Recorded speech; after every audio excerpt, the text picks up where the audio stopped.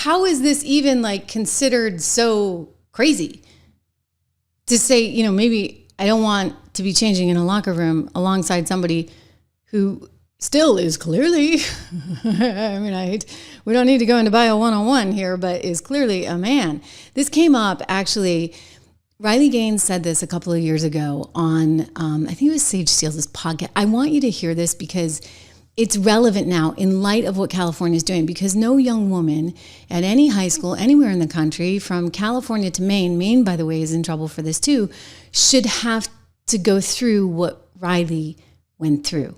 Not just losing her spot to Leah Thomas, but also having to change along somebody who is clearly, I mean, you're going to transition. Like this transition hadn't happened without being too graphic. Actually, the first time I saw him was in the locker room. And so, as I said, which let me just kind of set the scene, a swimming locker room is not a place of modesty. These suits that you put on, your racing suits, it takes about 15, 20 minutes to really poke and prod yourself into these suits. They're paper thin, they're skin tight, your nail beds are bleeding by the end of it. Most of the time you bring gloves so your fingernails don't poke through your suit, or so your fingers literally don't bleed because it's so intense. You have friends like helping you try and like tuck skin rolls in your suit, all this stuff. So it's a very intimate, not modest environment.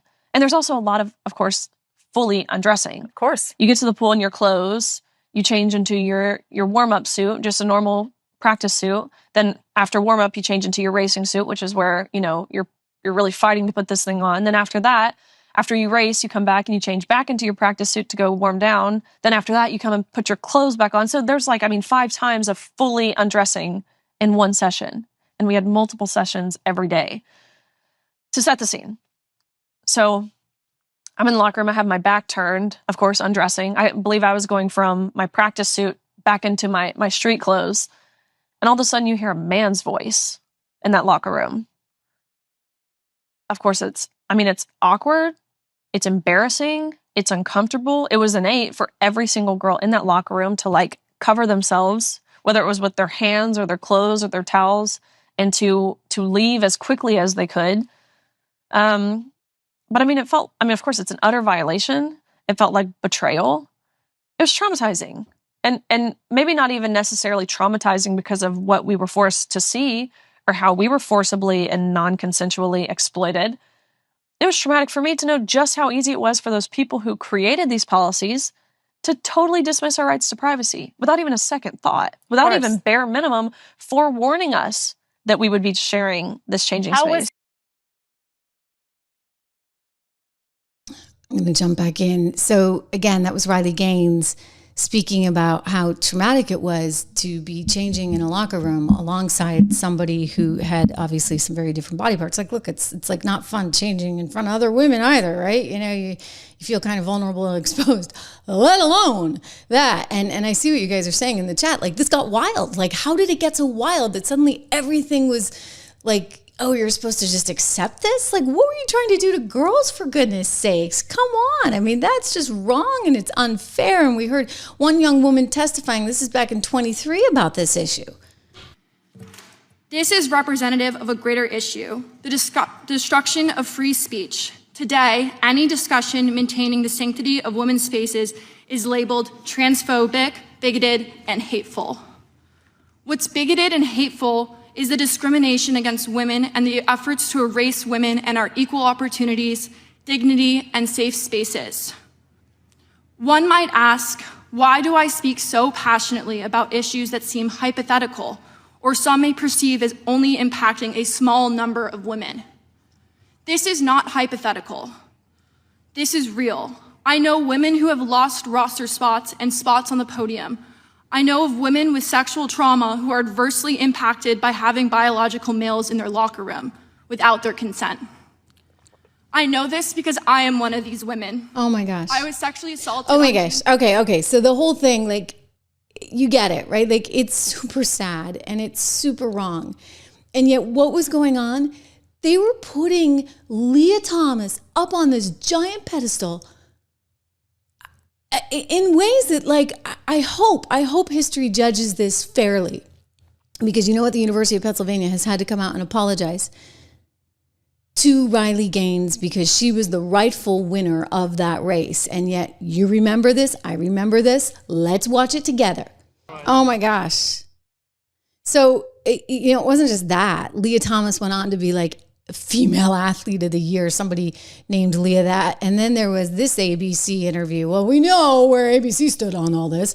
ABC's still paying the price. Brendan Carter from the FCC is all over ABC and Disney and breathing down their back. You know that. We've talked about it at length. Anyway, here is ABC News doing this interview. Oh, well, Leah's going to the Olympics, of course, except the Olympics is like, no, because we have rules and you can go in your own lane.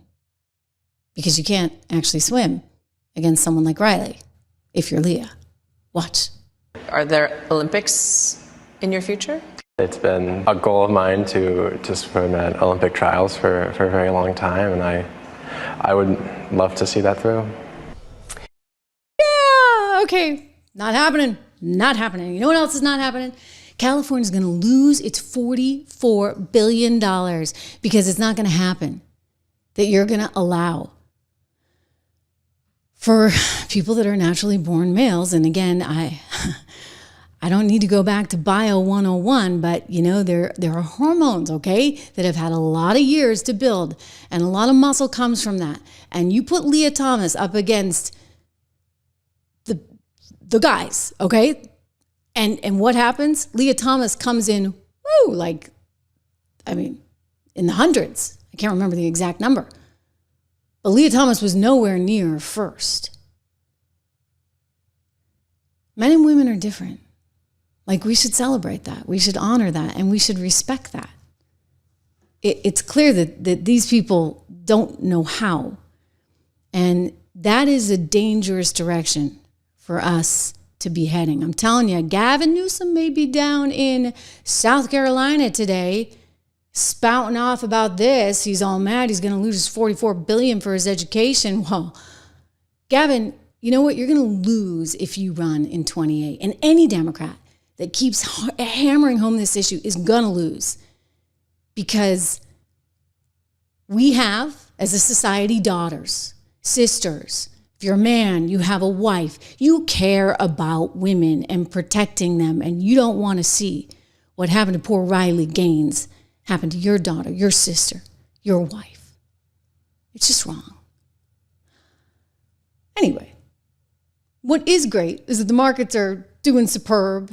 We're doing superb here on the show. Oh my gosh, we're going to be at 1 million, guys, pretty soon. Thanks you to all of you. Hey, Unc Andy, good to see you in here. Ian, you made it. We're on a little bit later today. You can't always make it live, but it's always great to see you. Well, sometimes I see you live. Anyway, great to have you all. Thank you. We had a longer show than usual, but I did want to bring you to see my friend Scott Brown, who's running there in the great Live Free or Die state of New Hampshire. We're going to make sure that it stays Live Free or Die. I do want to leave you with this little bit of news. Apparently, it looks as though the president is going to be charging a 50% tariff on products that are coming in from Brazil. So he is certainly no fan of the socialist President Lula da Silva. Very, very big socialist there. And so that's just come forward. Another story that we didn't really talk about a lot today, but of course, that Biden's Dr.